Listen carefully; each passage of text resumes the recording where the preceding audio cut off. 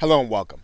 Now, you may have noticed that the Squeeze or autoresponder page has a very long URL, and if you were to give that to a customer or a prospect, it might frighten them or it might scare them off. And so, what you want to do is you want to shorten that link and then give your customer or prospect your shortened link. So, I'm going to show you how to do that in this video.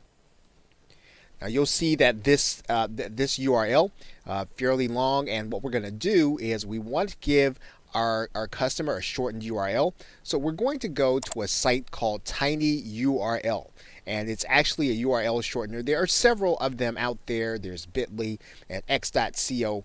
You can use any one of them that you want. In this particular case, we are going to go ahead and use TinyURL, which you're going to find right here in your Google search.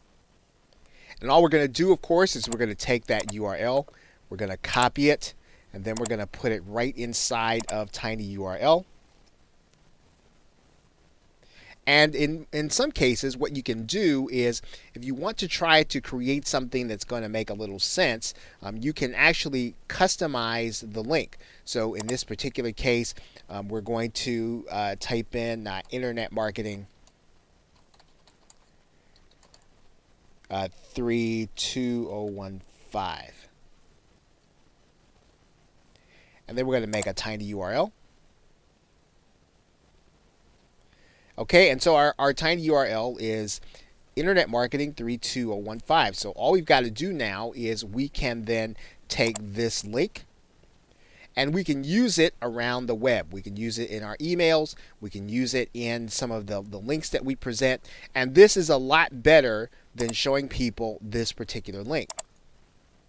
And so as you go throughout the, as you exercise the activities, as you go throughout the course, you can use this URL to present your Squeeze or autoresponder page.